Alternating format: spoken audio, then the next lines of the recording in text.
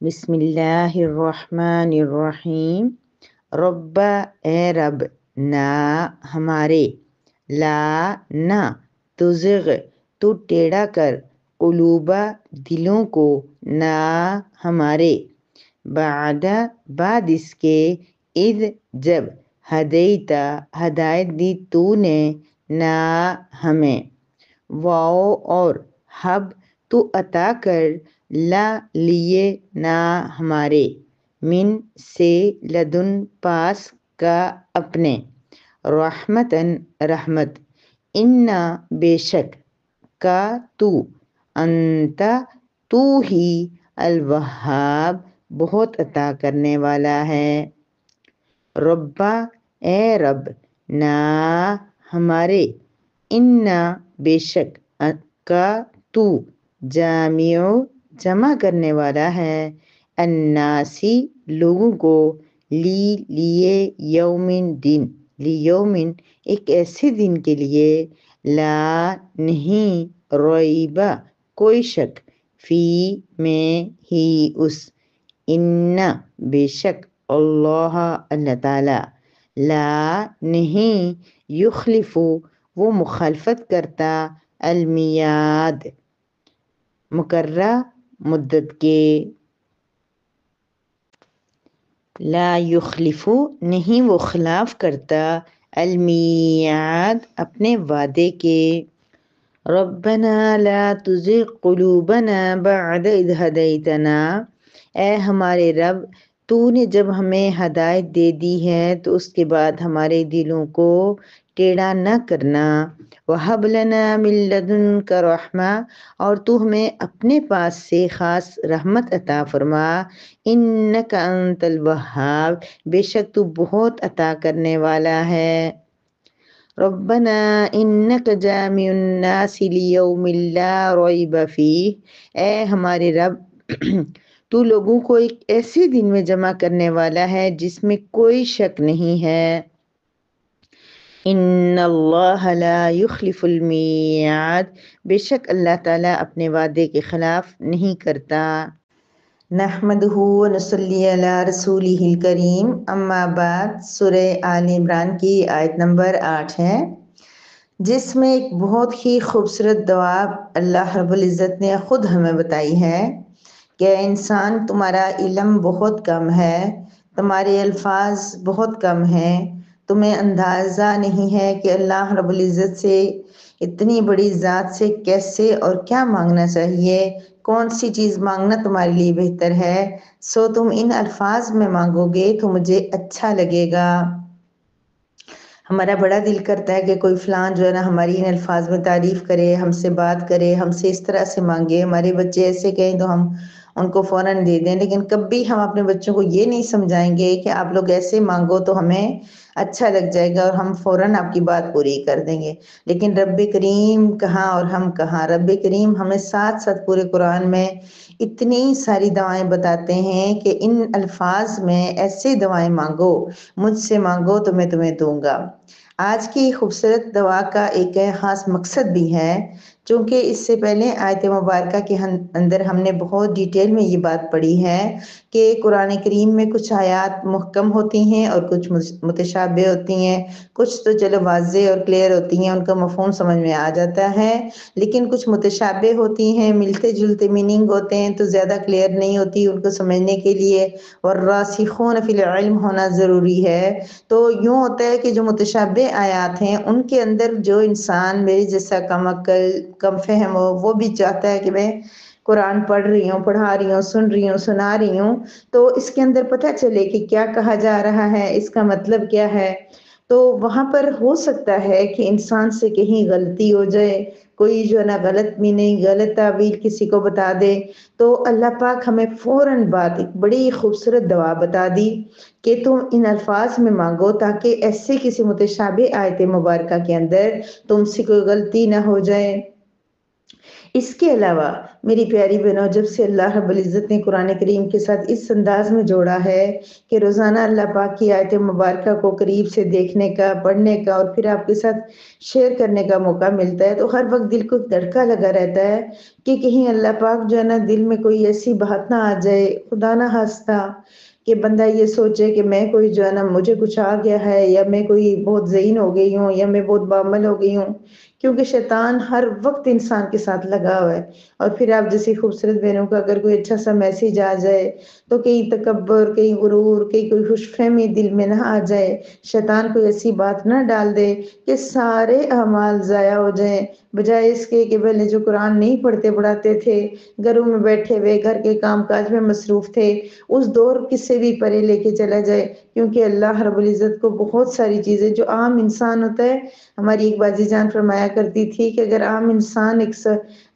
آپ لوگوں کی مثال ایک چادر کی طرح ہے، وائٹ چادر کی طرح ہے، کہ جو ایک بلیک یا بہت کسی ڈارک کلر کی جو چادر ہوتی ہے، جو چادر پہلے سے بہت گندی ہو، اس کو ایک داغ لگے یا 10 لگے پتہ ہی نہیں چلتا کہ یہ گندی ہو گئی ہے، لیکن جو چادر بالکل صاف اور کلیئر وائٹ ہوتی ہے، اس کو چھوٹا معمولی سا داغ بھی لگے گا تو ایک دم نظر آئے گا۔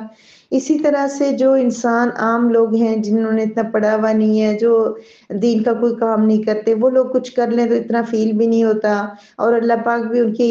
جو ہے نا کم علمی کی وجہ سے معاف فرما دیں گے۔ لیکن جو انسان اللہ رب العزت کے کلام کے ساتھ جڑ جاتا ہے، جو اللہ کی کلام کو سمجھنے لگتا ہے، اس کے بعد اس سے غلطیاں ہو جائیں تو جہاں انسان اس کو معاف نہیں کرتے، انسانوں کو اس کے اندر کا وہ عیب فوراً نظر آ جاتا ہے، اسی طرح اللہ رب العزت کو بھی پسند نہیں ہے کہ انسان کو اللہ نے سمجھ بھی دے دی، شعور بھی دے دیا، قرآن بھی دے دیا، حدیث بھی دے دی، پھر بھی وہ اللہ رب العزت کی نافرمانی کرے، پھر بھی وہ گناہ کرے۔ تو اس ساری صورتحال کے لیے اللہ رب العزت نے ہمیں یہ پیاری آیت مبارکہ دی ہے۔ اللہ پاک فرما رہے ہیں کہ اے میرے بندو، تمہیں اگر ڈر لگ رہا ہے کہ علم آنے کے بعد تمہیں زیادہ کوئی مسئلہ ہو جائے گا، تم کہیں کسی غلطی کی وجہ سے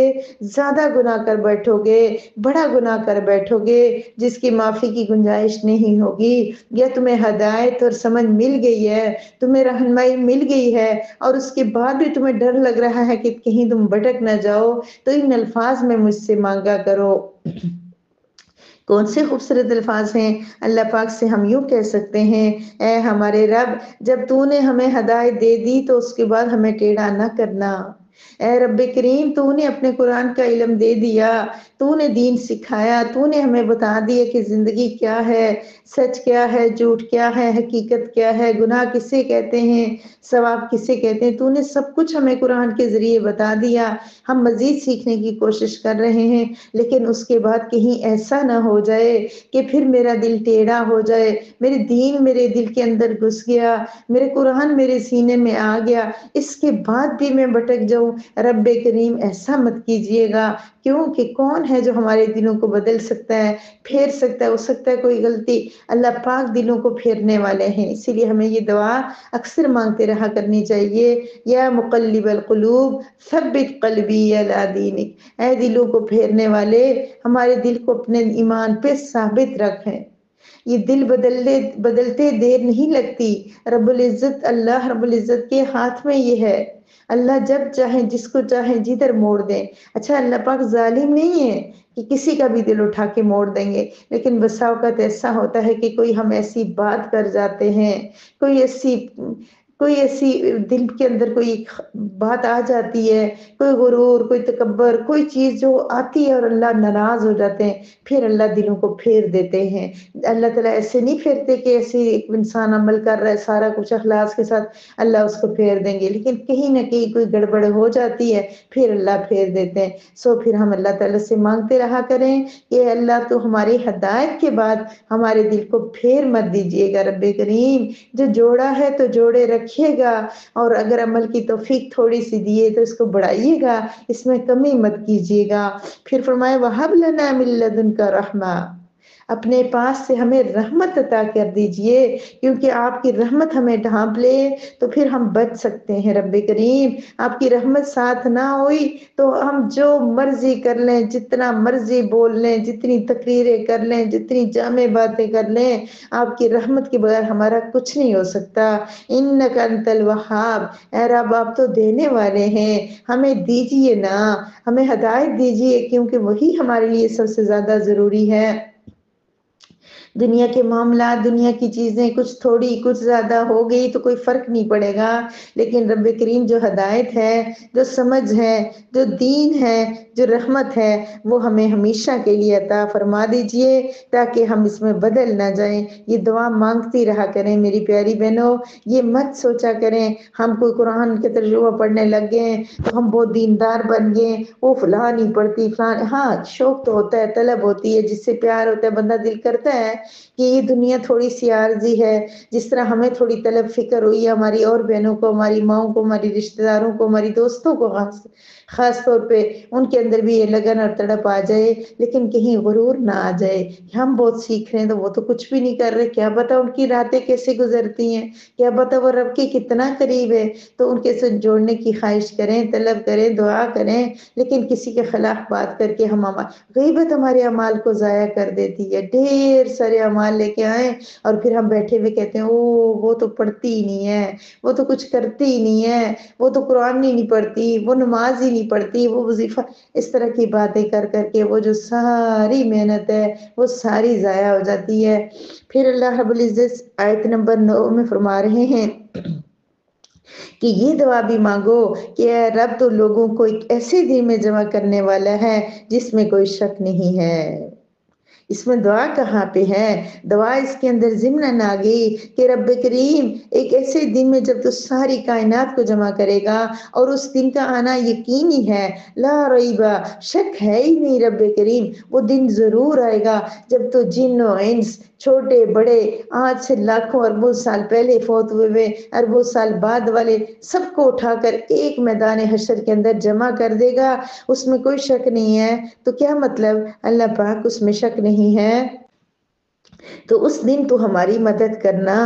اس دن تو ہمیں آسانیاں پیدا کرنا۔ میری پیاری بہنوں، چھوٹا کوئی ایونٹ آئے اس کے لیے ہم کب سے دعائیں مانگتے ہیں، رب کریم یہ دن اچھا گزر جائے، یہ دن میرا، چھوٹی دعا تھی، اتنی دعائیں اتنی، اللہ رب العزت پریشانی نہ ہو، کوئی مسئلہ نہ ہو۔ تو وہ دن جس میں میدان حشر ہو جائے گا، ساری دنیا کے سامنے ہم کھڑے ہوں گے، اس وقت جب ایک ایک گناہ، ایک ایک بات رب کریم کے فرشتے ہمیں بتائیں گے، اللہ پاک بتائیں گے تو نے ایسا بھی کیا تھا، ایسا بھی کیا تھا، وہ ساری دنیا ہمارے آقا حضرت محمد مصطفیٰ صلی اللہ علیہ وسلم دیکھ رہے ہوں گے، ہمارے والد محترم، ہماری والدہ جن کے بارے میں ہم چاہتے ہیں کہ ہر گناہ کے پردہ پڑا رہے، ہمارے دوست، ہمارے اساتذہ دیکھ رہے ہوں گے، اور پھر وہ ہمارے گناہوں کے پردے فاش ہونا شروع ہو جائیں گے۔ تو رب کریم سے دعا مانگنی ہے، یا اللہ دن تو آنے والا ہے، ہمیں پتہ ہے وہ دن آئے گا، لیکن تو اس دن ہماری مدد کرنا۔